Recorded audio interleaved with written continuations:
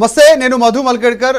ఆంధ్రప్రదేశ్లో ఆత్మవిశ్వాసమా అతి విశ్వాసమా జగన్మోహన్ రెడ్డిది అనేటువంటిది చర్చ జరుగుతూ ఉంది. ఎందుకంటే ఆంధ్రప్రదేశ్లో ఉన్నవే 175 ఎమ్మెల్యే సీట్లు, కానీ 2024 ఎన్నికలే లక్ష్యంగా వైఎస్ఆర్సీపీ 175కు 175 సీట్లు సాధించాలనేటువంటిది జగన్మోహన్ రెడ్డి పార్టీ నేతలకు, కార్యకర్తలకు, మంత్రులకు, ఎమ్మెల్యేలకు, ఎంపీలకు, ఎమ్మెల్సీలకు అందరికీ దిశానిర్దేశం చేసేటువంటి ప్రయత్నం చేశారు. సో దీన్ని కాన్ఫిడెంట్గా తీసుకోవాల్సిన అవసరం ఉందా, ఓవర్ కాన్ఫిడెన్స్కి తీసుకుంటున్నారా అనేటువంటిది చర్చ జరుగుతూ ఉంది. ఎందుకంటే ఎక్కడో ఒక చోట ప్రభుత్వం మీద వ్యతిరేకత ఉంటుంది, పనులు జరగకపోయి ఉండొచ్చు, అభివృద్ధి జరగకపోయి ఉండొచ్చు. సో ప్రతిపక్షాలు బాగా పనిచేసి కూడా ఉండొచ్చు అక్కడ.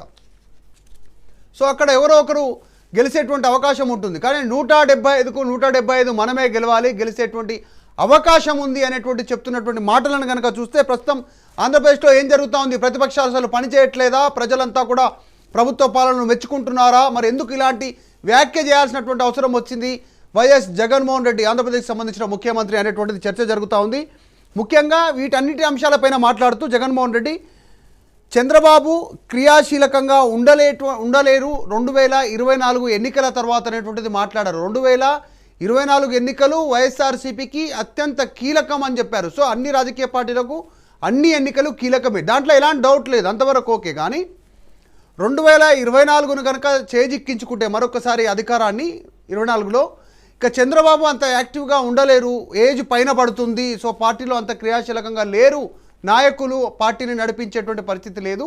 సో ఏకచక్రాధిపత్యంగా రాష్ట్రంలో గుత్తాధిపత్యంగా ప్రజలు మన వైపే ఉంటారు, మనమే పాలించవచ్చు అనేటువంటి రీతిలో వారికి దిశానిర్దేశం చేసేటువంటి సిచ్యువేషన్ ఉంది. కానీ జగన్మోహన్ రెడ్డి ఈ సమీక్షలో వైఎస్ఆర్సీపీకి సంబంధించిన నాయకులకు నిర్దేశం చేస్తున్నటువంటి సందర్భంలో ఎమ్మెల్యేలు కాన్సన్ట్రేట్గా వినలేదు, అక్కడ ఉన్నటువంటి నాయకులు సీరియస్గా వినలేదు అనేటువంటిది చర్చ. వైఎస్ జగన్మోహన్ రెడ్డి దిశానిర్దేశం చేస్తూ మాట్లాడుతున్నటువంటి సందర్భంలో ఎమ్మెల్యేలంతా ఒకరి చెవుల్లో ఒకరు గుసగుసలు చెప్పుకుంటూ మాట్లాడుకుంటూ కనిపించినటువంటి సందర్భం. పలు సందర్భాల్లో YS Jaganmohan Reddy please silence, నేను చెప్పేది వినండి, సీరియస్గా చెప్తున్నాను అనేటువంటిది నాయకులకు పదే పదే గుర్తు చేసినటువంటి సందర్భం కనుక చూస్తే ఆ పార్టీకి అంత గ్రిప్ లేదు క్షేత్రస్థాయిలో అనేటువంటిది తెలుస్తూ ఉంది. సో వైఎస్ జగన్మోహన్ రెడ్డి చెప్తున్న మాటలు నిజంగా ఎంతవరకు కాన్ఫిడెన్స్ లెవెల్లో ఉన్నాయి,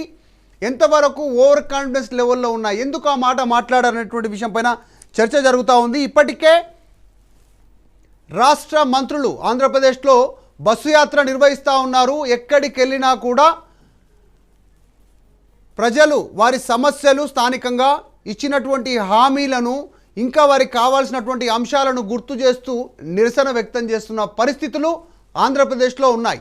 సో ఈ తాటి సిచ్యువేషన్లో జగన్మోహన్ రెడ్డి మాట్లాడినటువంటి మాటలకు సంబంధించి చర్చ జరుగుతూ ఉంది. దీంతో పాటు వచ్చేటువంటి ఎన్నికల్లో గెలవలేము అనుకున్నటువంటి కొద్దిమంది వైసీపీ ఎమ్మెల్యేలు, వైసీపీ మంత్రులు, ప్రస్తుతం మంత్రులుగా పనిచేస్తున్నటువంటి వారు, మొన్నటి వరకు మంత్రులుగా పనిచేసి రిజైన్ చేసినట్టు జగన్మోహన్ రెడ్డి సూచన మేరకు రిజైన్ చేసినటువంటి మంత్రులు కూడా ఇతర పార్టీల ద్వారా నెక్స్ట్ వచ్చేటువంటి ఎన్నికల్లో నిలబడాలని ఆలోచన చేస్తున్నట్టుగా ఉంది. సో వారందరినీ చల్లబరిచేటువంటి, బుజ్జగించేటువంటి కార్యక్రమంలో భాగంగా జగన్ ఈ రకంగా వ్యాఖ్యలు చేశారనేటువంటి తెలుస్తూ ఉంది. ముఖ్యంగా మొన్న కుప్పం మున్సిపాలిటీకి సంబంధించినటువంటి ఎన్నికల్లో గెలిచారు వైసీపీ. సో అంతవరకు ఓకే, ఈసారి చంద్రబాబు నాయుడునే ఓడించాలి అనేటువంటి టార్గెట్గా వైసీపీ ముందుకు వెళ్ళాలనేటువంటి దిశానిర్దేశం వెనుక ఏంటి, ఏ అంశాలు ఉన్నాయి, ఏంది అనేటువంటి విషయంపైన మాట్లాడదాం. ప్రస్తుతం మనతో పాటు లైవ్లో జాయిన్ అవుతున్నారు కుసుమకుమారి గారు, జనసేన రాష్ట్ర నాయకురాలు, అలాగే వేణుగోపాల్ గారు వైసీపీ అధికార ప్రతినిధి, శ్రీనివాస చౌదరి గారు టీడీపీ అధికార ప్రతినిధి మనతో పాటు లైవ్లో జాయిన్ అవుతున్నారు. అడిగి తెలుసుకునేటువంటి ప్రయత్నం చేద్దాం. స్ట్రైట్గా జనసేన వెర్షన్ తీసుకునేటువంటి ప్రయత్నం చేద్దాం. ఎందుకంటే ఈ మధ్య కాలంలో పవన్ కళ్యాణ్ చాలా కీలకంగా మాట్లాడుతూ కొన్ని అంశాల్లో ప్రజల్లోకి వెళ్ళే ప్రయత్నం చేస్తూ ఉన్నారు. పొత్తుల అంశాలపైన మాట్లాడుతూ ఉన్నారు. బీజేపీ జనసేననా లేదంటే బీజేపీ, జనసేన, టీడీపీయా లేదంటే ఒంటరిగా పోటీ చేయడమా అనేటువంటి విషయంపైన చర్చ జరుగుతున్న నేపథ్యంలో పవన్ కళ్యాణ్ చాలా కీలకంగా మారేటువంటి అవకాశం కనిపిస్తూ ఉంది. వారి వెర్షన్ తీసుకుందాం. జగన్మోహన్ రెడ్డి మాట్లాడినటువంటి మాటల ఆంతర్యం ఏంటి అనేటువంటిది. కుసుమకుమారి గారు నమస్తే, మీరేం చెప్తారు? జగన్మోహన్ రెడ్డి నిన్న సమీక్షలో పార్టీకి సంబంధించిన నాయకులకు దిశానిర్దేశం చేసినటువంటి మాటల్లో 175/175 ఆల్అవుట్ అంతా మనమే కొట్టేసాలంటున్నారు. డిస్టర్బెన్స్ గా ఉందండి. ఇప్పుడు వినిపిస్తుందండి?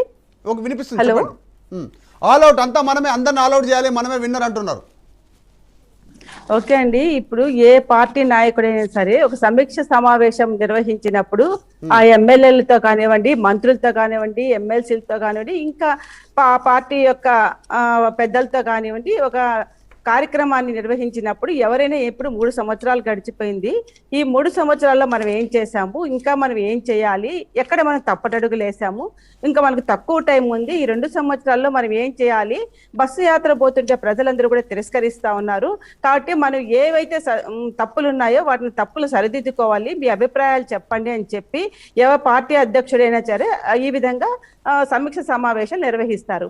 అలా చెప్పకుండా జగన్మోహన్ రెడ్డి గారు ఎత్తడంలోనే చెప్పడంలోనే 155 సీట్లు మనం సాధించాలి, చంద్రబాబు నాయుడు గారికి 175 సీట్లు మనం సాధించాలి, ఆల్రెడీ 151 సాధించినాము, కుప్పంలో మున్సిపల్ ఎలక్షన్స్ మనం గెలిచాం కదా, మరి పవన్ కళ్యాణ్ గారిని రెండు చోట్ల మనం ఓడించామని చెప్పకపోయినా కూడా చెప్పకనే చెప్పినారు, ఓడించాము, మనకు ఎవరు కూడా రాష్ట్రంలో మనకు ధీటుగా ఉండేటటువంటి నాయకులు లేరు, పచ్చ మీడియా ఇలాంటి మీడియాలందరూ కూడా గమ్మున కూర్చుంటారు, ఆ తర్వాత మందే రాజ్యం, 25 సంవత్సరాలు నేనే ముఖ్యమంత్రిగా ఉంటాను, కాబట్టి మీరందరూ కూడా మన వైపే ఉండండి, జగన్మోహన్ రెడ్డి గారు మరి వైఎస్ఆర్ కాంగ్రెస్ పార్టీని బలపరిచే విధంగా మీరు ఉండండి అని చెప్పి ఈయన ఎప్పుడైతే మొదలు పెట్టారో అప్పుడే అక్కడ ఉన్నటువంటి మీరు ఇప్పుడే చెప్పారనమాట, ఉన్నటువంటి మంత్రులు కానివ్వండి, ఎమ్మెల్యేలు కానివ్వండి, ఎవ్వరూ కూడా ఆయన చెప్పినటువంటి మాటలు చెవులో వేసుకున్న పరిస్థితి లేదు.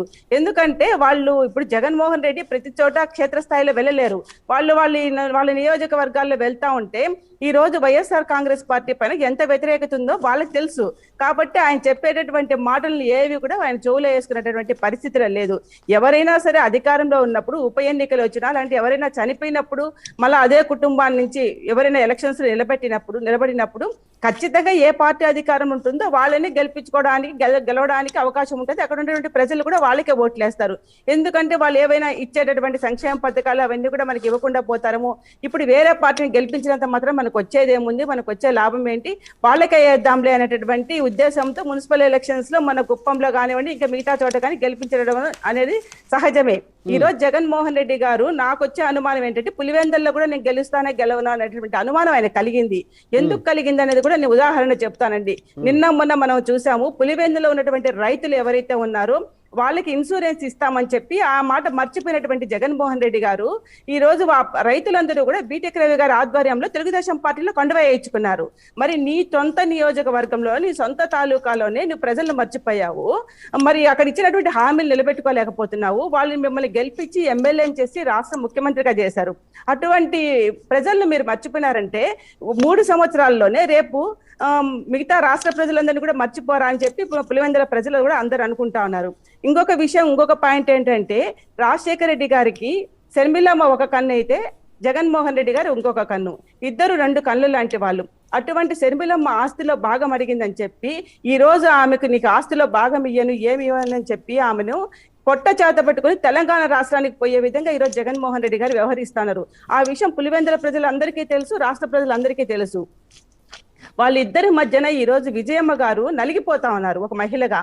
పులివెందల్లో వైఎస్ వివేకానంద రెడ్డిని హత్య చేసినటువంటి విషయంలో ఈరోజు జగన్మోహన్ రెడ్డి గారు అధికారంలో ఉన్నారు, ముఖ్యమంత్రిగా ఉన్నారు, వాళ్ళు ఎవరు చంపినారో పులివెందుల ప్రజలకు తెలుసు, రాష్ట్ర ప్రజలకు తెలుసు, కానీ ఇంతవరకు వాళ్ళకి ఎలాంటి శిక్షలు వేయకుండా కాలయాపన చేస్తా ఉన్నారు. వాళ్ళలో ఎవరైతే నిందితులు ఉన్నారో వాళ్ళు రోజుకు చనిపోయే పరిస్థితి మనం ఈ రోజు కూడా చూసాం. పులివెందుల్లో అనంతపురం జిల్లాలో ఒక వ్యక్తి చనిపోయారని చెప్పి.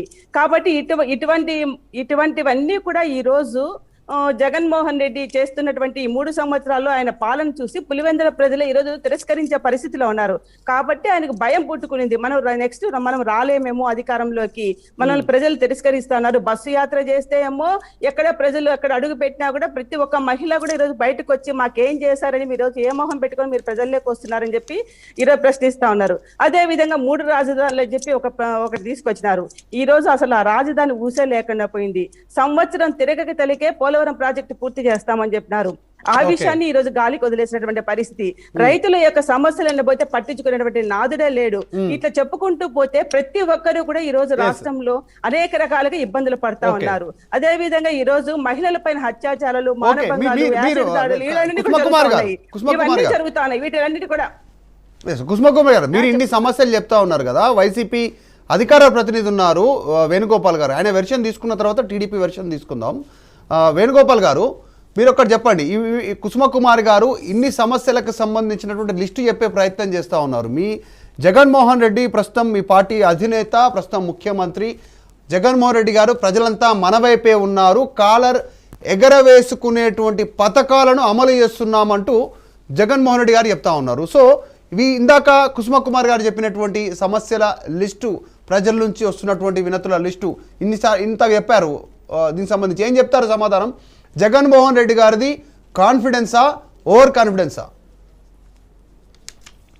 సార్, ముందుగా రాజధాని యాజమాన్యానికి, సిబ్బందికి, ప్యానెల్లో ఉండే పెద్దలకి, వీక్షణ ప్రేక్షకులకి అందరికీ నా నమస్కారం సార్.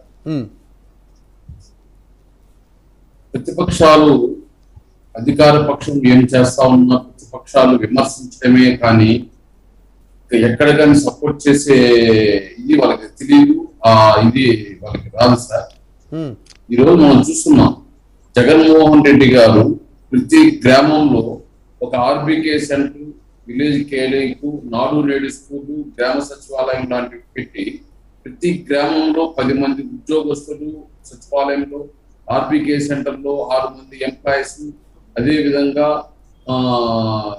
విలేజ్ క్లినిక్లు ఇలాంటివన్నీ పెట్టి రాష్ట్ర ప్రభుత్వాన్ని అభివృద్ధి అనేది విలేజ్ లోనే చూపిస్తున్నాం.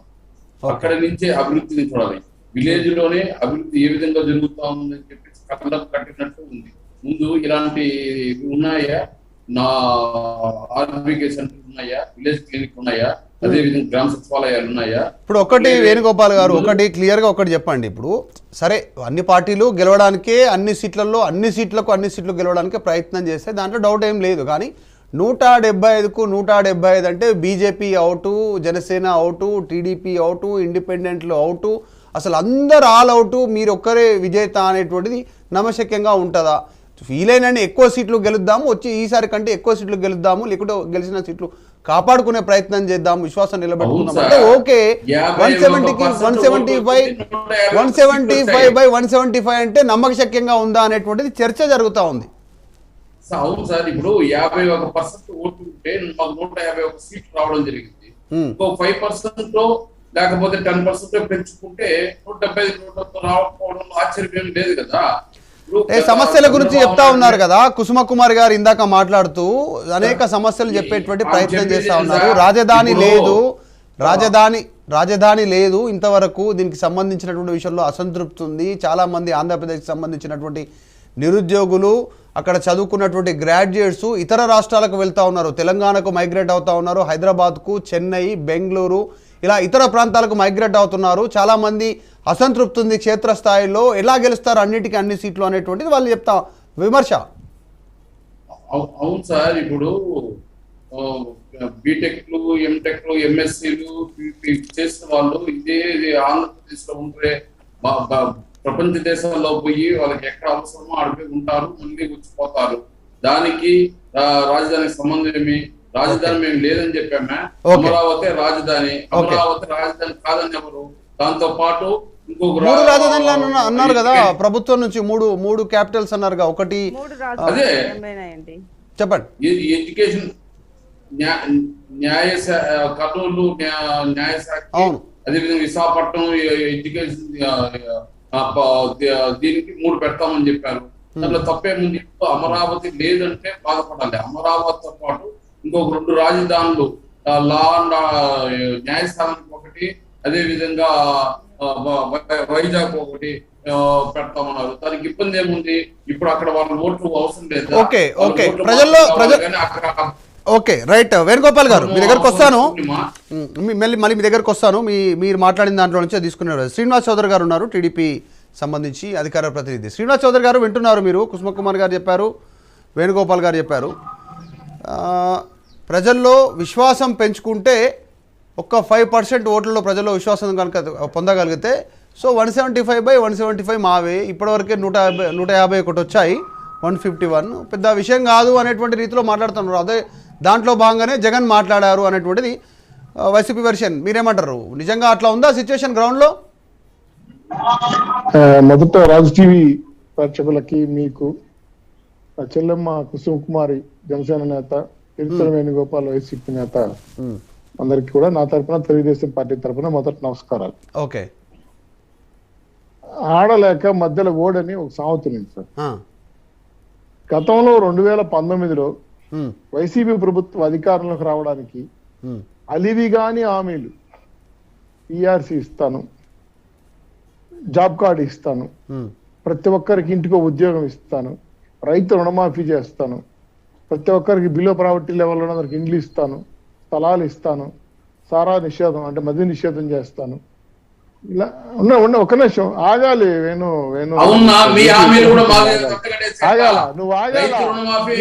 వేణుగోపాల్ గారు ఒక్క నిమిషం, 1 by 1 మాట్లాడదాము. మీరు మాట్లాడేటప్పుడు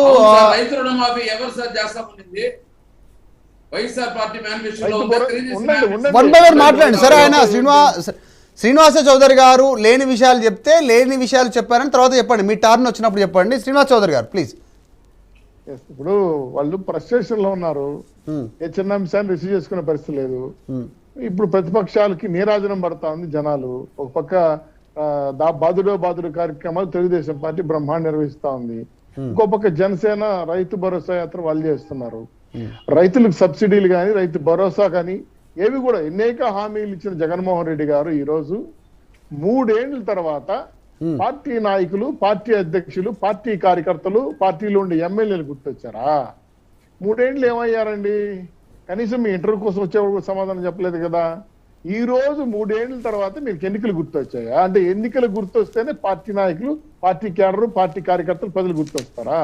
సరే, మీరన్న ప్రకారమే 175 సీట్లు గెలవాలా. ఎలా గెలుస్తారండి?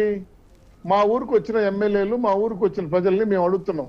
ఇప్పుడు కూడా మా ఇంట్లో కరెంట్ లేదు, నేను బయట కూర్చొని మీతో మాట్లాడుతున్నా. కరెంట్ లేదు, లేకపోతే పోయింది. కరెంట్ ఛార్జీలు 7 సార్లు పెంచుతారా? 45,000 కోట్ల రూపాయలు రాష్ట్ర ప్రజల మీద రుద్దేస్తారా? ఇంకోటి, మా ఇంటికి కరెంటు 200 వస్తుంది, మా కిందింటికి ఇప్పుడు 1000 రూపాయలు వస్తుంది. మద్యం 50 రూపాయలు క్వార్టర్ నింది, ఈ రోజు 250 రూపాయలు చేశారు. చెత్త పన్ను వేశారు, ఇంటి పన్ను వేశారు, పెట్రోల్ పన్ను వేశారు.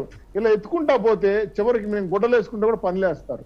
ఇటువంటి దుర్మార్గమైన పరిస్థితుల్లో ప్రజలు అడుగుతున్నారు, మాకు రోడ్డు ఏదా, మాకు రోడ్డు అయ్యవా, రేషన్ కార్డులు ఈరా, అలాగే ఒంటరి కమ్మ పింఛన్ ఇవ్వరా, 45 ఏళ్ళకే ఎస్సీ ఎస్టీ బీసీ మైనార్టీ మహిళలకు పింఛన్ ఇస్తాను వీలేదా, 5,000 రూపాయలు ప్రతి నెల పెంచి 1000 పెంచుకుంటూ పోతానని ఎందుకు 2,200 ప్రకారం ఆపేశావు? ఎందుకు మా పింఛన్ తీసేసావు? మా ఇంట్లో 2 రేషన్ కార్డులు ఉండి ఒకటింది పీకేసావు. కరెంటు బిల్లు 300 రూపాయలు ఇస్తేనే మాకెందుకు ఇల్లు తీసేసావు? ఎందుకు ఉచితంగా ఇల్లు ఇవ్వలేదు? ప్రజలంతా ప్రశ్నిస్తా ఉంటే ప్రజలంతా ఒక్క నిమిషం ఇవన్నీ ప్రశ్నిస్తా ఉంటే ఈ ప్రశ్నల వర్షానికి భయపడి పారిపోతున్నారు ప్రజలు. జగన్మోహన్ రెడ్డి దగ్గర గారి మహాప్రభు మేము గడప గడప యాత్రకు పోలేము, అది గగనతరంగా మారుతా ఉంది, దయచేసి మమ్మల్ని వదిలేండి వేడుకున్నారు. చివరికి వాళ్ళు ఇచ్చిన స్టాటిస్టిక్స్ ప్రకారం 80% వాళ్ళ నాయకులు ప్రజలు గడగడప గడప వెళ్ళలేదు. 6 మంది నుంచి 7 మంది ఎమ్మెల్యేలు అసలు ఈ గడప కూడా దాటలేదు. చివరికి గడప గడప కార్యక్రమం మొత్తం గగనగండంగా మారిపోయి ఆపేస్తే జగన్మోహన్ రెడ్డి గారు వెంటనే దావోస్ పోక ముందు కొత్త మంత్రివర్గాన్ని 17 మంది ఎస్టీ ఎస్సీ బీసీ మైనార్టీలతో బస్సు యాత్ర చేయండి అన్నారు. బస్సు యాత్ర శ్రీకాకుళం గడపోతున్న తుస్సు యాత్ర అయిపోయింది. బీసీలే తనుక్కున్నారు, ఎందుకంటే విదేశీ విద్య ఇస్తా ఉన్న తెలుగుదేశం పార్టీలు మీరు ఇవ్వట్లా చేశారు. బీసీ కార్పొరేషన్, ఒక కార్పొరేషన్ 56 కార్పొరేషన్లు చేసి చీల్చి చెండాడేసి నిధులు లేకుండా ఆ కార్పొరేషన్లు కుదరబెట్టి మీరు తీసుకుపోయి వేరే నవరత్నాలకో మీ జాతి రత్నాలకో ఇచ్చుకున్నారు డబ్బులు. ఇప్పుడు బీసీలు ఎవరు ఆదుకుంటారు? బీసీ రిజర్వేషన్ ఏమైంది అని ప్రశ్నిస్తా ఉంటే చివరికి బస్సు యాత్ర కదా తుస్సు యాత్ర అయింది. ఇంకా ప్రధాన అంశం, రాజధాని, ప్రత్యేక హోదా. మీరు చెప్పింది నేను 3625 కిలోమీటర్లు నడుస్తా, ఓకే. ప్రత్యేక హోదా తెస్తాను, కరెంట్ ఛార్జీ పెంచను, ప్రతి ఒక్కరికి ఉద్యోగం వీళ్ళు చెప్తా ఉంటే ఏమైనా ఒక్క అంశమైనా ఈ నవరత్నాలు, సరే నవరత్నాలు కూడా మాట్లాడదు. మీరు మద్య నిషేధం చెప్పారు, చేశారా? ఇప్పుడు ఆనమ్మ అక్క చెల్లెలు అమ్మ చెల్లెలు తాలిబుడ్డుతో పెరుకు కొదవబెట్టి తాగేస్తున్నారు. ఇంకా బెల్ట్ షాపులని ఇంకో షాపులని మద్యం పాలసీ పెంచి 5,000 కోట్ల రూపాయలు 25 కోట్ల రూపాయలు పెంచుకున్నారు. ఇలాంటి దుర్మార్గమైన పరిపాలన చేస్తారు. మోడీ గారు గవర్నమెంట్ నడ్డా గారు ఏమన్నారండి? శాండ్ మాఫియా, ల్యాండ్ మాఫియా, గనుల మాఫియా, అదేవిధంగా లిక్కర్ మాఫియా సామ్రాజ్యం నడుస్తా ఉంది. అప్పులు చేసి పప్పు కూడా తినిపిస్తారు రాష్ట్ర ప్రజలకి. ఇటువంటి సిచ్యువేషన్ లో ఎవరు మిమ్మల్ని ఆదరిస్తారు? 175 సీట్లు ఎలా గెలుస్తారు? స్టాటిస్టికల్ గా చెప్పగలిగితే. ఒక్క నిమిషం సార్, మీరు దయచేసి పాయింట్ చెప్పేటప్పుడు మీరు డిస్టర్బ్ చేయకండి దయచేసి. మీకు ఇస్తాను, అవకాశం ఇస్తాను మళ్ళీ. ఉండండి, లాస్ట్ కంక్లూడ్ చేయలేదు నేను. ఐపాక్ ఓనర్ ప్రశాంత్ కిషోర్ గారు, మీలో పనిచేస్తున్న 80% ఎమ్మెల్యేలకి మళ్ళీ టికెట్ ఇస్తే కూడా గెలిచే పరిస్థితి లేదని క్లియర్ కట్ గా మీ ముఖాన్ని పడేసి వెళ్ళిపోయాడు. మేము వాళ్ళ కాదు మహాప్రభు, మీకు దర్శనం దండం పెడతానని చెప్పి వెళ్ళిపోయాడు. మీరు ఎవరినో పెట్టుకుని సెఫాలిస్టులు పెట్టుకుని ఏదో చేసుకుంటున్నారు. వాళ్ళు చెప్పింది కూడా చివరికి ఏంది? మీ సజ్జల రామకృష్ణ సర్వే గానీ, జగన్మోహన్ రెడ్డి గారి సర్వే గానీ, పీకే అసిస్టెంట్ సర్వే గానీ క్లియర్ గా చెప్పారు మీ ఎమ్మెల్యేలు ఓడిపోతున్నారు అని. ఇప్పటికిప్పుడు మీరు తటపటాయించుకొని ప్రజలకు నేనేదో పొల్లించేస్తానని చెప్పి ఈ రోజు అత్యవసరంగా వర్క్షాప్ పెట్టి పార్టీ కార్యకర్తలతో పిలిచి జనం లేకపోండి నేను రాను, మీరు పొండి దెబ్బలు తినండి అనే విధంగా తోస్తే వాళ్ళు ఎలా పోతారు సార్? వాళ్ళు నవ్వుకున్నారు, చెవులు కొరుకున్నారు. ఒకప్పుడు జగన్మోహన్ రెడ్డి గారు వాళ్ళు మీటింగ్ లో మాట్లాడుతూ ఉంటే వన్ సైడ్ వారుగా ఉండేది, ఆయన చెప్పేదే అయినేవాళ్ళు. ఇప్పుడు ఆయన మాట్లాడితే పట్టించుకునే వాళ్ళు లేరు. తిరిగి బాలిరెడ్డి శ్రీనివాసరావు క్వశ్చన్ వేయడం మొదలు పెట్టినారు. మా ఏరియాలోనే, మా కాన్స్టిట్యున్సీ లోనే రైతు భరోసా రాలేదు, అదేవిధంగా విద్యా దీవెన రాలేదు, అమ్మఒడి రాలేదు, నాకు తెలియకుండానే పథకాలు తీసేశారని చెప్పి బాధపడినారు. ఇంకా చాలా మంది ఎమ్మెల్యేలు క్వశ్చన్ వేశారు, రోడ్డు కాలేదు. ఇటువంటి సిచ్యువేషన్ లో తెలుగుదేశం గాని జనసేన గాని రాష్ట్రంలో ప్రధాన పరిశ్రమ వీళ్ళకి సీట్లు రావని, 170 సీట్లు మీకే వస్తాయని మీరు ఓవర్ కాన్ఫిడెన్స్ అంటే అత్యుత్సాహం పెరిగిపోయి సాధ్యాసాధ్యాలు ఆలోచించకుండా ఇన్ప్రాక్టికల్కి వెళ్ళి మీరు నేల విడిచి సాధన చేస్తారంటే రేపు ప్రజాక్షేత్రంలో ఓడిపోతారన్న భయం పుట్టుకొని ఈరోజు వైసీపీ ప్రభుత్వం విపరీతమైన కుప్పగంతులేస్తా ఉంది. ప్రజలు చూసి నవ్వుకుంటున్నారు. రాబోయే రోజుల్లో 2024లో తెలుగుదేశం పార్టీ వీళ్ళ ప్రజాక్షేత్రం నిలబెట్టి ఖచ్చితంగా ఓడగొట్టి చివరి ఎన్నికలు ఒకసారి చెప్పిన వీళ్ళ ఓటుని చివరి ఎన్నికలుగా మార్చేసే పరిస్థితి చరిత్రలో వాళ్ళు రాసుకునే పరిస్థితి ఉంది. జగన్మోహన్ రెడ్డి గారు రాబోయే ఎన్నికల్లో ఓడిపోతున్నారు, పార్టీ కూడా పతనం అవబోతా ఉంది. ఇది మొత్తానికి ఎవరి వ్యూహాలతో వారు ముందుకు వెళ్ళేటువంటి సిచ్యువేషన్ అయితే కనిపిస్తూ ఉంది. లాస్ట్ టైం పీకేను నమ్ముకొని ముందుకు వెళ్ళారు ఐపాక్ సంస్థను. ఈసారి కూడా అదే ఐపాక్ సంబంధించినటువంటి సహా వ్యవస్థాపకులు ఋషిరాజ్ సింగ్ ద్వారా వెళ్ళాలి అనేటువంటిది. ప్రస్తుతం కుసుమకుమార్ గారు, వేణుగోపాల్ గారు, శ్రీనివాస్ చౌదరి గారు లైవ్లోనే ఉన్నారు. వారి వెర్షన్ తీసుకునేటువంటి ప్రయత్నం చేద్దాం. కుసుమకుమార్ గారు, ఈసారి ప్రజల్లో వ్యతిరేకత ఉంది, కొత్త ప్రత్యామ్నాయం కోసం ఎదురు చూస్తున్నారు అనేటువంటిది మీరు చెప్తా ఉన్నారు. ఎందుకంటే టీడీపీ అధికారం చేపట్టింది ఆల్రెడీ. కాంగ్రెస్ ఇంత ముందుకు ఉమ్మడి ఆంధ్రప్రదేశ్గా ఉన్నప్పుడు వాళ్ళు అధికారాన్ని చవి చూశారు. వైఎస్ జగన్మోహన్ రెడ్డి పార్టీ పెట్టిన తర్వాత ఆయనకు ఒకసారి అధికారం ఇచ్చారు. ఈసారి కొత్తగా అక్కడ బీజేపీ జనసేన ఆధ్వర్యంలో ప్రభుత్వ ఏర్పాటుకు అవకాశం ఉంది అంటూ చర్చ జరుగుతున్నటువంటి నేపథ్యంలో మీకు ఎట్లా అనిపిస్తుంది? గ్రౌండ్ లెవెల్లో ఆ స్పేస్ ఉందా? వైసీపీ చెప్తా ఉన్నటువంటి వ్యూహాలకు ప్రజలు పడిపోయేటువంటి పరిస్థితి ఉందా? ఎందుకంటే మొన్నటి ఎన్నికల్లో వ్యూహకర్తలను అద్దెకు తీసుకొని ఇదే ఐపాక్ సంస్థ ద్వారా అప్పటి ప్రభుత్వం తెలుగుదేశం పార్టీ అధికారంలో ఉండినప్పుడు అప్పటి ప్రభుత్వం పైన వ్యతిరేకతను పెంచేలాగా ఈ ఐపాక్ సంస్థ కీలకంగా పనిచేసింది, ప్రజల్లో ఆగ్రహం వచ్చేలాగా ప్రభుత్వం మీద. సో ఆ ద్వారా వైసీపీ అధికారంలోకి వచ్చింది. అదొక్కటే కాదు, చాలా రీజన్స్ ఉన్నాయి. పథకాలు చెప్పారు, పాదయాత్ర చేస్తారు, సరే మిగతా ఉండొచ్చు. కానీ ప్రభుత్వం మీద వ్యతిరేకతను పెంచేలాంటి కార్యక్రమాలకు వ్యూహరచన చేసింది అప్పటి ఐపాక్ సంస్థ. సో అదే ఐపాక్ సంస్థ మళ్ళీ ఇప్పుడు ఉన్నటువంటి ప్రభుత్వం మీద మీరు చెప్పారు స్టార్టింగ్లో మాట్లాడుతూ వ్యతిరేకత ఉంది, ఎక్కడికి వెళ్ళినా నిలదీస్తున్నారు అనేటువంటి. సో అప్పుడు ప్రభుత్వం మీద వ్యతిరేకత పెంచేలా వ్యూహం రచిస్తే అప్పటి ఐపాక్, ఇప్పుడు ప్రభుత్వం మీద ఉన్న వ్యతిరేకతను తగ్గించేలా వ్యూహం రచిస్తూ ఉంది. దానికోసమే ఐపాక్తో మరొకసారి ముందుకు వెళ్తున్నారు వ్యూహకర్తలతో అనేటువంటి చర్చ. నిజంగా ఇలాంటి సిచ్యువేషన్లో ప్రజలు టర్న్ తీసుకునే అవకాశం ఉంటుందా? ఇలాంటి పొలిటికల్ స్ట్రాటజికల్ సర్వేలు చెప్పేటువంటి విషయాలను ఈసారి నమ్మే సిచ్యువేషన్ ఉందా? గ్రౌండ్లో ఆంధ్రప్రదేశ్లో ఏం చెప్తారు? ఇప్పుడు ఐపాక్ సంస్థ వాళ్ళు సర్వే చేసి జగన్మోహన్ రెడ్డి గారి గవర్నమెంట్ లో చాలా వ్యతిరేకత ఉంది ప్రజల్లో అని చెప్పినట్లున్నారండి. అందుకే జగన్మోహన్ రెడ్డి గారు అలర్ట్ అయ్యి మొన్న సమీక్ష సమావేశం పెట్టి ఈ విధంగా 175 సీట్లు మనం సంపాదించాలా అని చెప్పి మాట్లాడినటువంటి పరిస్థితి అని చెప్పి నేను అనుకుంటా ఉన్నాను.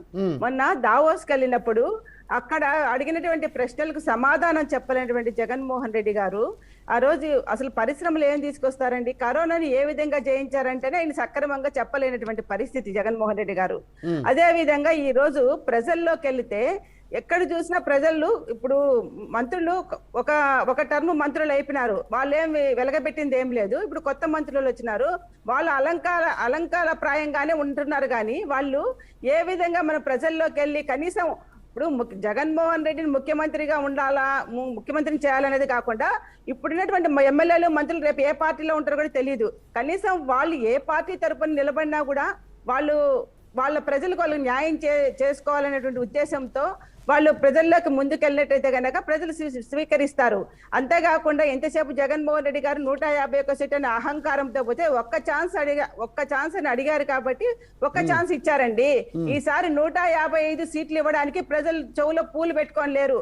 బాగా ఈయన గవర్నమెంట్ ఎలా ఉందో అని కూడా బాగా ఈ రోజు విశ్లేషించి చాలా ప్రజలందరూ కూడా ఇళ్లలో కూర్చున్నా కూడా మహిళలు పిల్లలు అందరూ మొన్న 10th క్లాస్ రిజల్ట్స్ వస్తే చూసాం మనం ఎంత మంది పిల్లలు ఫైల్ చేశారు. కనీసం వాళ్ళకి విద్యా బోధన అందించలేనటువంటి గవర్నమెంట్ ఫైల్ చేసేటటువంటి హక్కు వాళ్ళకి ఎక్కడి నుంచి వచ్చిందంటే వాళ్ళ జీవితాలన్నీ కూడా ఈ రోజు పాడైపోయినటువంటి పరిస్థితి. కుమార్ గారు వాళ్ళు చెప్తా ఉన్నారు ఏదో కాలర్ ఎగరేసుకునే లాంటి పథకాలను అమలు చేస్తున్నాం, సో పబ్లిక్ దగ్గర యాక్సెస్ ఉంది, మీరు వెళ్ళండి గడప గడప జగన్మోహన్ రెడ్డి చెప్తా ఉన్నారు. ఇప్పుడు పెద్దలు అన్నట్లు మద్యపాన నిషేధం అన్నారు, మద్యపాన నిషేధం చేశారా? ఈ రోజు చీప్ లిక్కర్ అమ్మి ప్రజల యొక్క ప్రాణాలన్నీ కూడా పోగొట్టుకునేటువంటి పరిస్థితిలో ఉన్నారు. సన్న బియ్యం ఇస్తామన్నారు, సన్న బియ్యం ఇచ్చారా? మరి ఈ రోజు నగలు బదిలీ ఇస్తాము, ఇచ్చే ఆ రేషన్ బియ్యం కూడా మామూలు ముగ్గిపోయిన బియ్యం కూడా ఇవ్వకుండా డబ్బులు ఇస్తామని చెప్పే కాడికి వచ్చినారంటే ప్రభుత్వము ప్రజలే ఏమన్నా ఆలోచించుకునే స్థాయిలో లేదనుకుంటున్నారండి. ఒక్కసారి ఏదో వాళ్ళ నాన్నగారు చేసినటువంటి కొంచెం మంచి పనులకు మనసులో పెట్టుకొని ప్రజలు ఒకసారి ఎలా చేస్తారో, ఎలా రాష్ట్రాన్ని పరిపాలిస్తారో చూద్దామనే ఉద్దేశంతో ప్రజలు ఓట్లేశారే కానీ ఈసారి మళ్ళా ఈయనకు పట్టం కట్టి పిచ్చోడి చేతికి రాయి ఇచ్చినట్లుగా రాష్ట్ర ప్రజలు సిద్ధంగా లేరండి. ఈ రోజు మనం ప్రజలు 3 సంవత్సరాలు ఏం చేశారనేది కూడా దృష్టిలో పెట్టుకొని ఉన్నారు.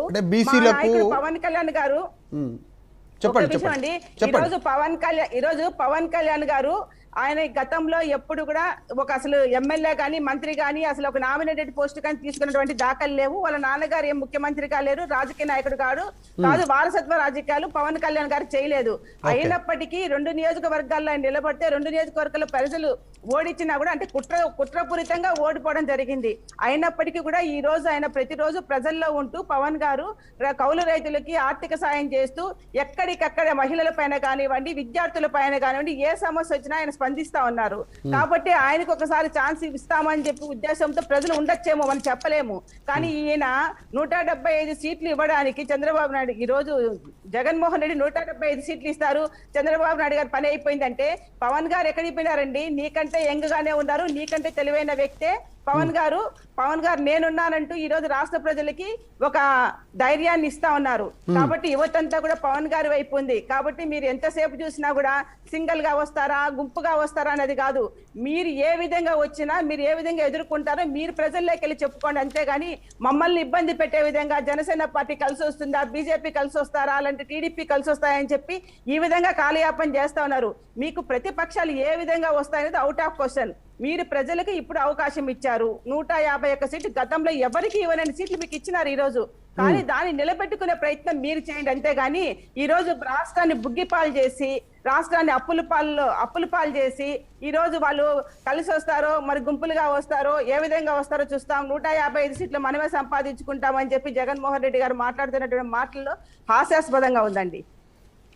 ఓకే వేణుగోపాల్ గారు మీరేం చెప్తారు? ఇప్పుడు లాస్ట్ టైం ఇందాక స్టార్టింగ్లో మాట్లాడారు ఐపాక్ పీకే పనిచేశారు, ఇప్పుడు ఐపాక్ ఋషిరాజ్ సింగ్ పనిచేయనున్నారు అనేటువంటిది ప్రభుత్వం మీద ఉన్నటువంటి వ్యతిరేకత తగ్గించేటువంటి వ్యూహాలు రచిస్తూ ఉన్నారు అనేటువంటిది. దాంట్లో భాగంగానే వైఎస్ జగన్మోహన్ రెడ్డి గారు గడప గడపకు వర్క్షాప్ అనేటువంటి దాంట్లో భాగంగా వీరందరికీ దిశానిర్దేశం చేశారు కీలకంగా. సో యాక్టివ్ కండి మంత్రులు, ఎమ్మెల్యేలు, ఎమ్మెల్సీలు, ఎంపీలు అంతా యాక్టివ్ కండి, ప్రజలకి చేరువగాండి, గడప గడపకు వెళ్ళేటువంటి ప్రయత్నం చేయండి. వెళ్ళకపోతే వచ్చేసరికి టికెట్లు ఇచ్చేది లేదు అనేటువంటి చాలా సీరియస్గా చెప్పినట్టుగా తెలుస్తుంది. సాధ్యం అవుతుంది 175కి 175 అనేటువంటి మాటలకు సంబంధించి చెప్పినట్టుగా తెలుస్తూ ఉంది. అసలు ఏ ఉద్దేశంతో జగన్మోహన్ రెడ్డి గారు ఆ మాట మాట్లాడినటువంటి అవసరం కలిగింది, పార్టీలో అవకాశం వచ్చింది అనేటువంటిది చర్చ జరుగుతూ ఉంది. ఎందుకు ఆ మాట మాట్లాడాలనేటువంటి నిజంగా పార్టీ నాయకత్వంలో పార్టీలో మరింత జోష్ నింపేటువంటి కార్యక్రమంలో భాగంగా మాట్లాడారా, లేదంటే నిజంగానే 170కి 175 టార్గెట్ పెట్టుకొని కొట్టేద్దాం ఈసారి అందరినీ అనేటువంటి పొలిటికల్గా అనేటువంటి దాంట్లో భాగంగా మాట్లాడారా? సార్ అదే నిన్న రాష్ట్ర ముఖ్యమంత్రి వైఎస్ జగన్మోహన్ రెడ్డి గారు ఒక దశ నిర్ణయించడం జరిగింది ఎమ్మెల్యేలకి, మంత్రులకి.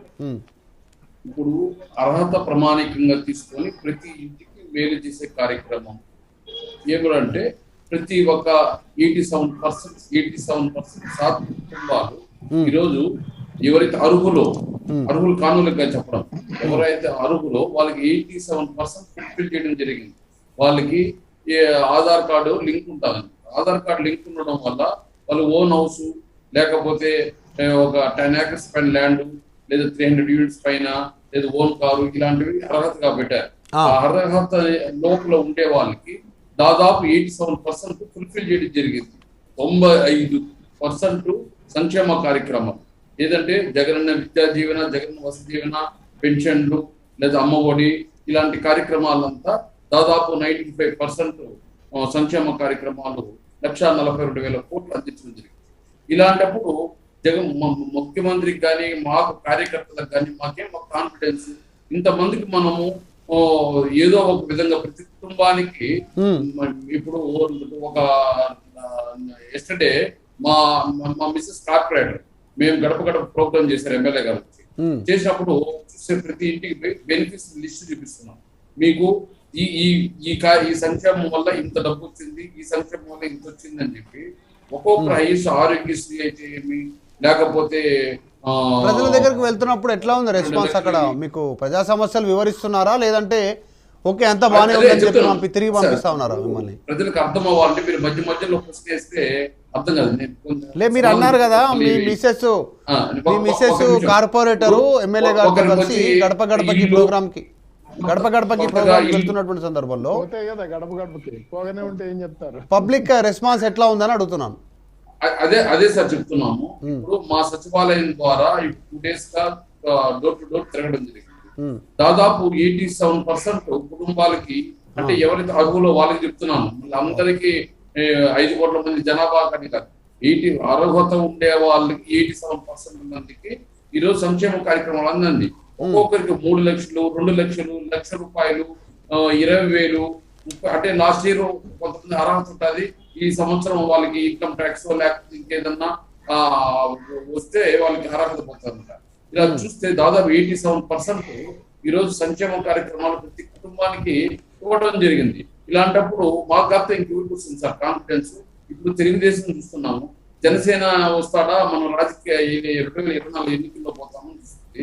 అదేవిధంగా పవన్ కళ్యాణ్ ఏమో బీజేపీ పార్టీ మాకు దశ నిర్ణయిస్తే రూట్ మ్యాప్ ఇస్తే మేము వెళ్తాము అంటుంది. మేము ఆ విధంగా చెప్పడం లేదు. ఈరోజు మేము సంక్షేమాన్ని అభివృద్ధిని నడుపుకున్నాం.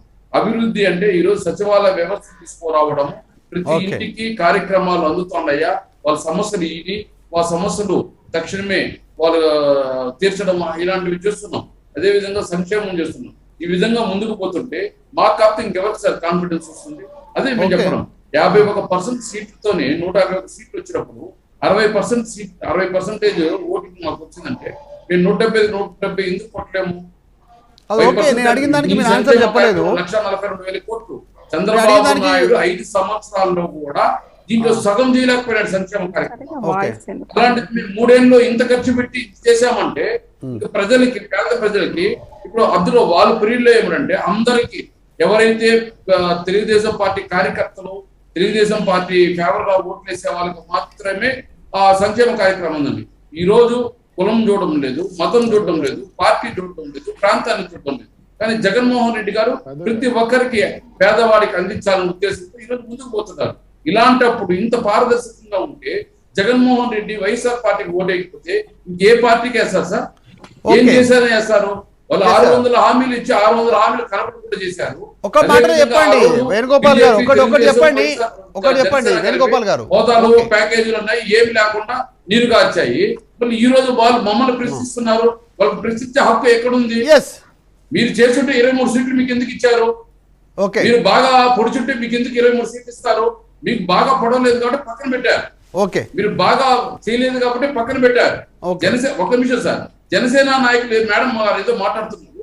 5.8% ఓటింగ్ ఉంది. ఆమె జగన్ కన్నా గొప్ప. జగన్ ఒంటరిగా ఏ పార్టీతో పొత్తు లేకుండా సొంతంగా పార్టీని పెట్టి సొంతంగా పార్టీని నడుపుతూ ఈ రోజు 51% ఓట్లు తెచ్చారు. మీరు 2014 కార్యకర్తలకి ఏం చెప్పారు? తెలుగుదేశం జెండా ఉన్నారు. 2019 ఏం చేశారు? కమ్యూనిస్ట్ ఇప్పుడు 2024 ఆ కార్యకర్తలు ఏ జెండా మోయాల్సి వస్తుందని ప్రశ్నిస్తున్నారు. దానికి సమాధానం చెప్పండి. మేము ఏం ప్రశ్నించకూడదు. మాట్లాడదాం వేణుగోపాల్ గారు. ఇది ప్రభుత్వం మీద కాస్త వ్యతిరేకత ఉన్నట్టు క్షేత్రస్థాయిలో వైసీపీకి సంబంధించినటువంటి వర్గాలు చేయించినటువంటి రిపోర్ట్లోనే వచ్చినట్టుగా తెలుస్తూ ఉంది. సో ఈ వ్యతిరేకతను తగ్గించడానికి ఈ ఐపాక్ సంబంధించినటువంటి టీంతో ప్రజల లోపల దాన్ని వ్యతిరేకతను తగ్గించి ప్రజల్లోకి వెళ్ళేలా ఒక కార్యక్రమం చేపట్టాలనేటువంటి దిశగా కూడా తెలుస్తూ ఉంది. దాంట్లో భాగంగా కూడా వీరందరినీ సమాయత్తం చేసేటువంటి దాంట్లో భాగంగా వీరందరికీ సూచనలు చేశారు వైఎస్ జగన్మోహన్ రెడ్డి. నిన్నకు సంబంధించినటువంటి గడప గడపకు మన ప్రభుత్వం అనేటువంటి వర్క్షాప్కి సంబంధించినటువంటి కార్యక్రమంలో కానీ నాయకులు డైరెక్ట్గా క్షేత్రస్థాయిలో గడప గడపకి ప్రజలు రీచ్ అవుతున్నటువంటి సందర్భంలో వస్తున్నటువంటి వ్యతిరేకతలో వారు జగన్మోహన్ రెడ్డికి వివరించేటువంటి ప్రయత్నం కొద్ది మంది మాత్రమే చేశారు. ఆ కొద్ది మందికి కూడా జగన్మోహన్ రెడ్డి చాలా సీరియస్గా క్లాస్ తీసుకున్నట్టుగా తెలుస్తూ ఉంది. ఇన్ని సీట్లు గెలిచిన మనం ప్రజల్లో మరింత విశ్వాసాన్ని పెంపొందించేలా ప్రజలకి చేరువ అవ్వండి, ఖచ్చితంగా ప్రజలకు చేరువ ఉండాల్సిందే, గడప గడపకు వెళ్లాల్సిందే. వారంలో 2 రోజులు ఖచ్చితంగా స్థానికంగా ఉన్నటువంటి సచివాలయాన్ని అంటే ఆ గ్రామాల్లో ఉన్నటువంటి సచివాలయంలో ప్రజలకు అందుబాటులో ఉండాల్సిందే అంటూ దిశానిర్దేశం చేసినట్టుగా తెలుస్తూ ఉంది. సో ప్రజల లోపల వ్యతిరేకత ఉంది వైసీపీ మీద, దాన్ని ఎట్లా ఓవర్కమ్ చేయాలనేటువంటి దిశగా ముందుకు కదలడానికి సిద్ధమవుతూ ఉన్నారు. ఫైనల్గా శ్రీనివాస చౌదరి గారు, ఎట్లా ప్రజల్లో ఉన్నటువంటి వ్యతిరేకతను తగ్గించే సిచ్యువేషన్ ఉందా? ఏం చెప్తారు మీకు దానికి సంబంధించి? ఏదో చంద్రబాబు నాయుడు గారు కూడా భారీ ఏదో కార్యక్రమం నిర్వహిస్తున్నారు తెలుస్తుంది. నెలలో 2 రోజులు నుంచి 3 రోజులు నియోజకవర్గాల్లో అక్కడే నిద్ర చేయాలి అనేటువంటి కార్యక్రమం తీసుకున్నట్టుగా తెలుస్తుంది. శ్రీనివాస్ చౌదరి గారు.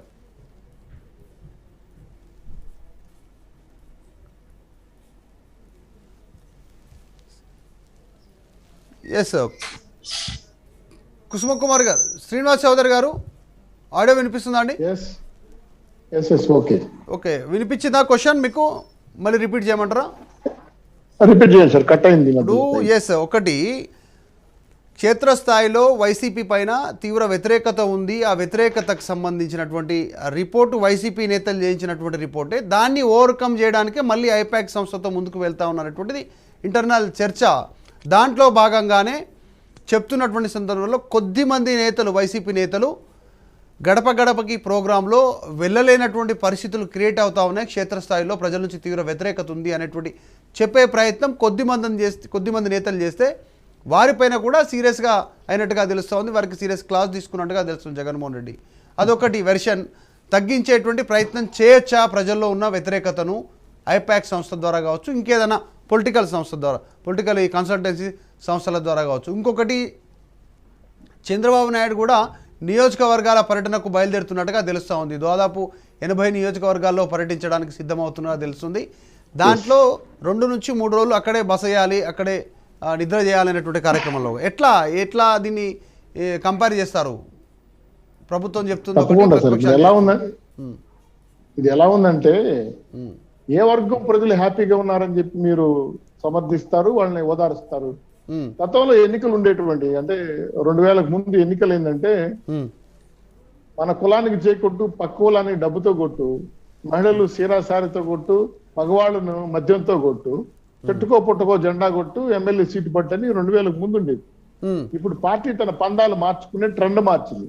సఫాదు లిస్టులని, వ్యూహకర్తలని, అదేవిధంగా అనలిస్టులని కొంతమందిని పెట్టుకొని కొత్త కొత్త ప్రయోగాలు చేస్తూ అప్గ్రేడ్ అవుతుంది పార్టీ. ఈ సిచ్యువేషన్ లో మీరు నేను ఒక 2 నిమిషాలు మాట్లాడుకోవాలి.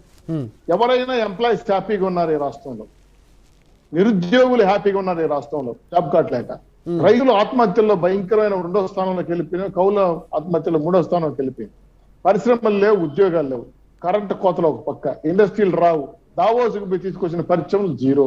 ఇటువంటి సిచ్యువేషన్ లో అన్ని వర్గాల ఎస్టీ ఎస్సీ బీసీ మైనార్టీ వర్గాల అన్ని రకాల ప్రజలు అసంతృప్తితో ఉంటే ఈ రాష్ట్రంలో 170 సీట్లు ఎలా కొడతారు?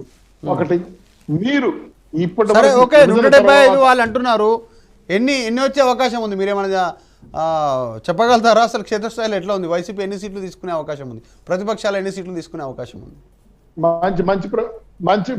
మంచి ప్రశ్న వేశారు సార్.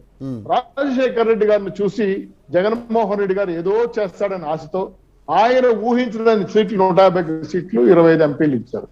మొత్తం రివర్స్ అయిపోయింది. రివర్స్ లీడింగ్ పాలనతో జగన్మోహన్ రెడ్డి గారు అడిగిన ఒక్క ఛాన్స్, ఇదే చివరి ఛాన్స్. ఆ పార్టీ తొందరలో మూతయ్యబడుతుంది, ఆ పార్టీ బంగాళాఖాతంలో కలిసిపోయి ఇదే చివరి ఎన్నికలు. డిపాజిట్లు కూడా లేకుండా కోల్పోయి జగన్మోహన్ రెడ్డి గారు హ్యాపీగా సంపాదించుకున్నారు, లండన్ కూతురు దగ్గర కొడుకు దగ్గరికి వెళ్తారు. ఇటువంటి సిచ్యువేషన్ లో జగన్మోహన్ రెడ్డి గారు అలర్ట్ గా ఉన్నాడు. వస్తే నా విజయం. ఒకప్పుడు జగన్మోహన్ రెడ్డి గారు ఫోటో, జగన్మోహన్ రెడ్డి కట్అవుట్ పెట్టుకుని గెలవండి, ఆయన నేనే సింబల్ అని చెప్పేవాడు. ఇప్పుడు మీరు బండి, మీరు తిరగండి, మీరు గడప గడప తిరగండి, ఎస్టీబీసీ మైనార్టీలు వెళ్ళి బస్ యాత్ర చేయండి అంటే నేను రాను, మీరు తిరగండి. నేను ఒక్క సవాల్ ఇస్తున్నాను సార్ మీ ద్వారా, జగన్మోహన్ రెడ్డి గారిని ఇప్పుడు పాదయాత్ర చేయమని చూద్దాం. ఛాలెంజ్. జగన్మోహన్ రెడ్డి గారు పాదయాత్ర చేయమన్నాడు, పోలీసులు గిరిసులు లేకుండా. ఇటువంటి సిచ్యువేషన్ లో రాష్ట్ర ప్రభుత్వం ఉంది. ఎందుకంటే నేను అన్నాను, ఏ వర్గ ప్రజలు శుభ్రంగా లేరు. ఇప్పుడు గతంలో చెన్నై బెంగళూరు కారిడార్ కానీ, బెంగళూరు చెన్నై కారిడార్ కానీ, అదేవిధంగా దుర్గాపురం పోర్టు కానీ, భోగాపురం పోర్టు కానీ, మొత్తం రాష్ట్రంలో ఉండే ఆస్తులు పాస్తులన్నీ కూడా అదాని అంబానీలకి ఇతర పార్టీలకి అప్పచెప్పేసి వీళ్ళ పార్టీ ఎమ్మెల్యేలు అంతా ల్యాండు, మైను, శాండు, లిక్కర్ మాఫియాలు, డ్రగ్స్ మాఫియాలు వీళ్ళు సంపాదించుకుంటా రాష్ట్రంలో సగటు మనిషి హ్యాపీగా లేడు సార్. ఎవరు ఓట్లేస్తారు సార్ వీళ్ళకి చెప్పండి మీరే? ఇటువంటి సిచ్యువేషన్ లో రాష్ట్రం దారుణంగా దెబ్బతినిపోయింది. 30 ఏళ్ళు ఎన్నికెళ్ళిపోయాము, దుర్మార్గమైన పరిపాలన రాష్ట్రం నడుస్తా ఉంటే ప్రజలు సిద్ధంగా లేరు మీకు ఓట్లు వేయడానికి. మీకు ఇదే చివరి ఎన్నికలు, ఇదే ఆఖరి ఎన్నికలు. ఆ విషయంలో ఉండే ఫ్రస్ట్రేషనే ఈరోజు పార్టీ మీటింగ్ లో ఆయన బయటపడ్డాడు. మీరు అన్నారు కదా ఐపాక్ అని, దానికి సంబంధించిన కొత్త వాళ్ళు వచ్చారని. నేను చెప్తున్నాను కదా సార్, కొయ్యంటూ ఉంటేనే కదా సార్ బొమ్మ చెక్తారు, కొయ్యే లేకుండా బొమ్మలు చెక్తారు. అదే మీకు మా రాయలసీమ భాషలో మొరటిగా చెప్పాలంటే కట్లు కాలిస్తే బొగ్గులు వస్తాయి, ఇంటికి కలిస్తే బొగ్గు రావని నా స్పేస్. సో పార్టీలో అందరూ వెళ్ళిపోయారు. ఇప్పటికే చాలా పార్టీలు ఎదురు చూస్తున్నారు. నీ పేర్లు చెప్పరు కానీ వాళ్ళ ఎమ్మెల్యేలే చాలా పార్టీల వైపు ఎదురు చూస్తున్నారు జగన్మోహన్ రెడ్డి గారు కథ అయిపోయిందని చెప్పి. ఇటువంటి సిచ్యువేషన్ లో మళ్ళీ ఎన్నికలు ఏంది, జగన్మోహన్ రెడ్డి గెలవడం ఏంది, 170 సీట్లు రావడమే సార్. ఇది పెద్ద మిలీనియం జోక్ సార్. ఇది అయిపోయింది, సినిమా అయిపోయింది వైసీపీ వాళ్ళకి. ఇదే చివరి ఎన్నికలు కాబట్టి రాబోయే రోజుల్లో ప్రజలు డిసైడ్ అయిపోయారు ఎవరికి ఎన్నికలు వేయాలి, ఎవరికి ఓట్లు వేయాలి, డిసైడ్ అయిపోయారు. సో ఆ సిచ్యువేషన్ లో తెలుగుదేశం పార్టీ లీడ్ తీసుకుంటా ఉంది. ప్రజాక్షేత్రంలో 2024లో జయప్రదంగా విజయం పొందడానికి మేము అన్ని రకాలుగా ఎత్తుగడలను చేస్తున్నాం. Poll management, election management, booth management, election engineering, అనేక రకాల సోషల్ ఇంజనీరింగ్ ఏర్పాటు చేసుకొని భవిష్యత్తులో తెలుగుదేశం పార్టీ భవిష్యత్తు రాష్ట్రానికి ఇవ్వాలని కోరుకుంటాం. Yes, okay. కుసుమకుమార్ గారు, మీరే ఫైనల్గా మీరేం చెప్పాలనుకుంటున్నారు? సరే, ఎవరి పార్టీ వ్యూహాలు వాళ్ళకు ఉంటాయి. మీరు చెప్తుండొచ్చు మీరు అధికారంలోకి వస్తామని, వాళ్ళు చెప్తారు వాళ్ళ అధికారంలోకి వస్తామని. సరే, సీట్లు నిర్ణయించేది, గెలుపు నిర్ణయించేది ప్రజలు అల్టిమేట్గా చూసేసరికి. కానీ మీరు సరే వీళ్ళకి సంబంధించినటువంటి కాన్ఫిడెన్సా ఓవర్ కాన్ఫిడెన్సా పక్కన పెడితే మీరు ఫైనల్గా ఈ అంశానికి సంబంధించి ఏం మాట్లాడాలనుకున్నారు? కంక్లూడ్ చేయండి. ఫైనల్గా ఏం చెప్పాలనుకుంటున్నారు? ఈరోజు జగన్మోహన్ రెడ్డి గారు 175 సీట్లని చెప్పడమే హాస్యాస్పదంగా ఉందండి. ఆయన ఫస్ట్ లోనే చెప్పారు, సొంత తాలూకాలోనే ఆయన గెలుస్తాడో ఓడిపోతాడో తెలియనటువంటి అంతర్మదనంలో ఆయన ఉన్నాడు. కాబట్టి ఆ సమీక్ష సమావేశం నిర్వహించారు వాళ్ళతో. అసలు టోటల్ గా మొత్తం మాకు అంటున్నారు కదా, మీకు 4% 5% ఓట్లు ఉన్నాయి పవన్ గారికి అని. అంత మాత్రం కూడా మీకు లేకుండా ఈరోజు ప్రజలు మూల కూర్చొని పెట్టే పరిస్థితిలో ఉన్నారని చెప్పేది మీరు తెలుసుకోవాల్సినటువంటి అవసరం ఉంది. ఎన్ని మీరు ఈరోజు సర్వేలు నిర్వహించినా కూడా ఆ సర్వేల్లో వచ్చేటటువంటి రిపోర్ట్స్ అన్ని ఇంటెలిజెన్స్ రిపోర్ట్స్ కూడా మీకు చాలా మైనస్ గా వస్తున్నాయి. అవన్నీ తీసుకొని ఈరోజు జగన్మోహన్ రెడ్డి గారికి నిద్రలేని రాత్రులు గడుపుతా ఉన్నాడు. ఆయన ముఖ్యమంత్రి సీట్ లో కూర్చున్నా కూడా అరే ఏంది మనం ఇంత మైనస్ కి వెళ్ళిపోయినామనేసి. ఎందుకంటే ఆ బూతుల మంత్రుల వల్ల ఈయన ఇలాంటి ముఖ్యమంత్రి వల్ల అంత మైనస్ కి వెళ్ళిపోయింది ఈరోజు వైఎస్ఆర్ కాంగ్రెస్ పార్టీ అనేది ఆయన తెలుసుకున్నాడు. కాబట్టి జగన్మోహన్ రెడ్డి గారు 175 సీట్లు కాదండి, అస్సలు ఆయన ఉన్నటువంటి ఆయన సొంత నియోజకవర్గంలోనే గెలిచాడో ఆయన సొంత జిల్లాలోనే ఏమాత్రం సీట్లు వస్తాయో ఏమాత్రం ఓట్లు వస్తాయో ఆలోచించుకోవాల్సినటువంటి పరిస్థితి ఉంది. ఖచ్చితంగా పవన్ గారు నీతి నిజాయితీ అయినటువంటి నాయకుడు, ఆయన పైన ఎలాంటి మచ్చ లేదు, వైట్ పేపర్ లాంటి వాళ్ళు ప్రజలు స్వీకరిస్తారని చెప్పి నేను ఆశిస్తా ఉన్నా. ఖచ్చితంగా మా సాయి శక్తిలా మేము రాష్ట్రంలో జగన్మోహన్ రెడ్డి గవర్నమెంట్ మాత్రం దించి మేము పొత్తులతో వస్తామా సింగిల్ గా వస్తామా అనవసరం అండి. కొత్త గవర్నమెంట్ అయితే కనుక ఖచ్చితంగా రాష్ట్రాన్ని పరిపాలించడానికి సిద్ధంగా ఉందండి. ఎస్ వేణుగోపాల్ గారు మీరేం చెప్పాలనుకుంటారు ఫైనల్గా? సార్ అదే చెప్పాను, వాళ్ళు ఆ పార్టీని ఈ పార్టీని నమ్ముకొని ముందుకు పోతున్నారు. మేము ప్రజలు నమ్ముకొని పోతున్నాం. ప్రజలకు మేము చేసిన కార్యక్రమాలు సంక్షేమాన్ని అభివృద్ధిని నమ్ముకొని పోతున్నాం. కాబట్టి మేము కాన్ఫిడెన్స్ గా చెప్తున్నాం. ఈ రోజు రాష్ట్రంలో జగన్మోహన్ రెడ్డి గారి పరిపాలన పక్క రాష్ట్రంలో ఒరిస్సా కన్నా మించిపోతుంది, అదే విధంగా బీహార్ కన్నా మించిపోతా ఉంది.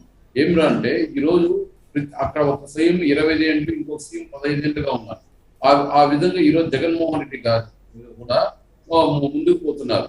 ఈ రోజు రాష్ట్రంలో ఏ చిన్న విషయం జరిగినా వెంటనే రియాక్ట్ అయ్యి దాని పేరు దృష్టి కేంద్రీకరించి పరిపాలన ముందుకు సాగిస్తున్నారు.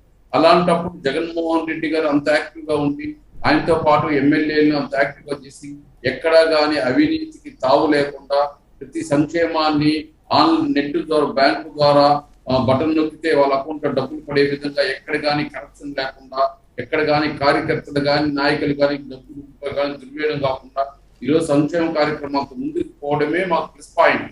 అదే విధంగా ఈరోజు అభివృద్ధిని చూసినా కూడా ఏ విధంగా ఎక్కడ మైనస్ ఉంటే దాన్ని అభివృద్ధి చకచకా చేసుకొని ముందుకు పోవడం.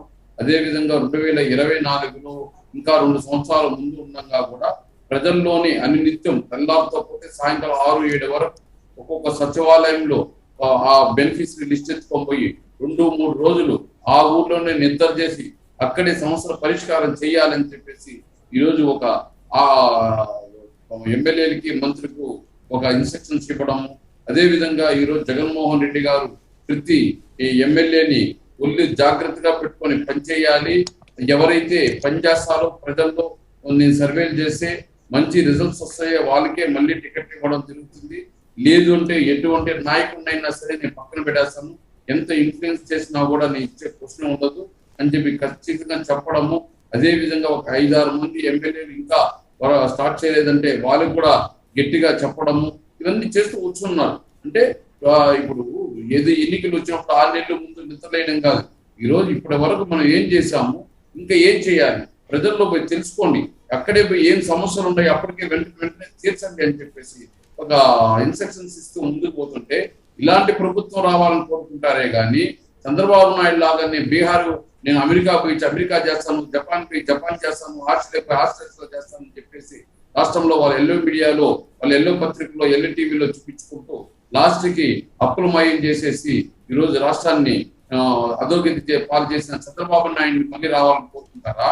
పవన్ కళ్యాణ్ గారు ఓట్లు సీట్లు లేకపోయినా కూడా ఆయన నిలబడిన 2 చోట్ల గెలవకపోయినా కూడా ఆయన ఇంకా ఓవర్ కాన్ఫిడెన్స్ పెట్టుకునేసి నేను సీఎం అయిపోతాను, నాకు చంద్రబాబు నాయుడు మద్దతు ఇవ్వాలి, బీజేపీ మద్దతు ఇవ్వాలి, వాళ్ళిద్దరూ మద్దతు ఇస్తే నేను సీఎం అయిపోతానని చెప్పుకొని తిరుగుతూ ఉండే ఆయన్ని చూసి ఓట్లేస్తారా? మీరే ప్రజలు నిర్ణయిస్తారు సార్ రాబోయే కాలంలో.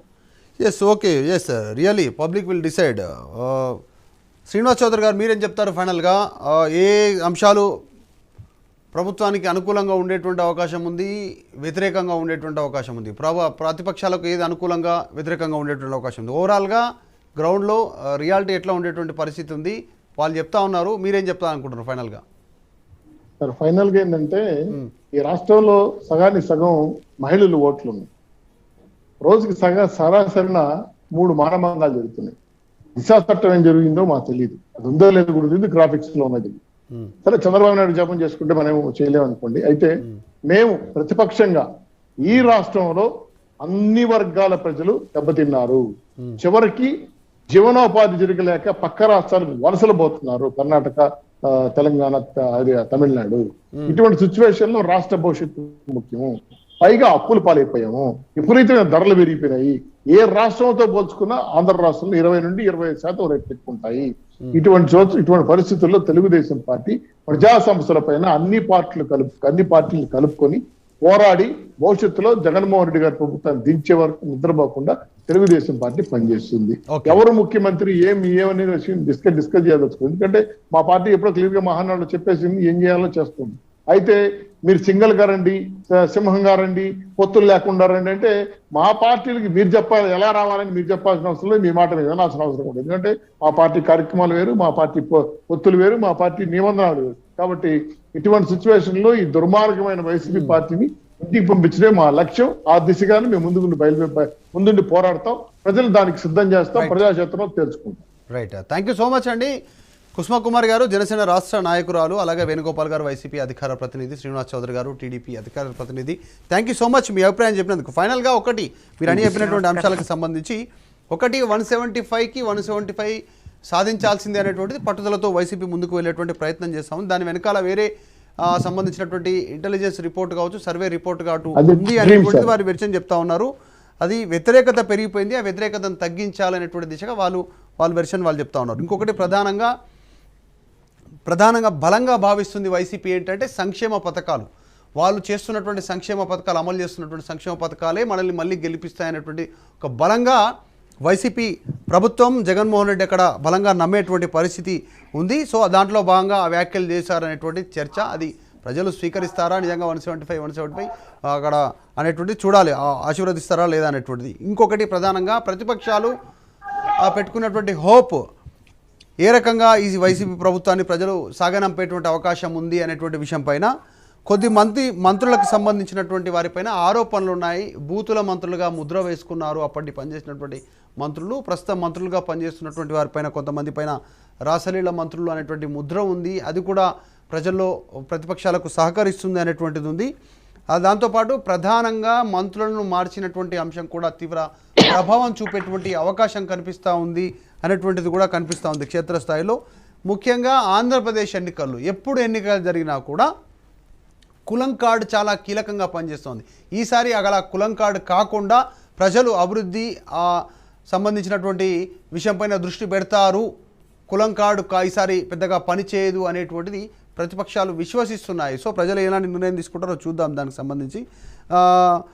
దాంతోపాటు క్షేత్రస్థాయిలో జగన్మోహన్ రెడ్డి గ్రౌండ్లోకి వెళ్ళే పరిస్థితి లేదు, తీవ్ర వ్యతిరేకత ఉంది అనేటువంటిది కూడా నమ్ముతా ఉన్నారు. ఇంకా కీలకమైనటువంటి అంశం రాజధాని అంశం. రాజధాని ఇప్పటి వరకు ఒక పర్టికులర్ రాజధాని చెప్పుకోవడానికి లేకపోవడం, 3 రాజధానులు అనేటువంటిది ఏదైతే చర్చ ఉందో దానికి సంబంధించి ఇంకా అదే మాట మీద ప్రభుత్వం ఉండడంతో అది చాలా కీలకంగా పనిచేసేటువంటి అవకాశం ఉంది. చదువుకున్నటువంటి వాళ్ళు, జాబ్ హోల్డర్స్, జాబ్ చేయాలనుకున్నటువంటి వాళ్ళు, నిరుద్యోగుల్లో అది కీలకంగా ప్రభావం చూపేటువంటి అవకాశం ఉంది అనేటువంటిది ప్రతిపక్షాలు విశ్వసిస్తున్నాయి. నిరుద్యోగము, పెట్టుబడులు వీటన్నిటినీ ఒక బేరీజు వేసుకుంటున్నాయి ప్రతిపక్షాలు. సో చూద్దాం ఎవరు ఎన్ని సీట్లు సాధిస్తారో. జగన్మోహన్ రెడ్డి కాన్ఫిడెన్స్తో చెప్పారా, ఓవర్ కాన్ఫిడెన్స్తో చెప్పారా అనేటువంటిది 2024 ఎన్నికల్లో బయటపడేటువంటి అవకాశం అయితే కనిపిస్తూ ఉంది. చూస్తూనే ఉండండి.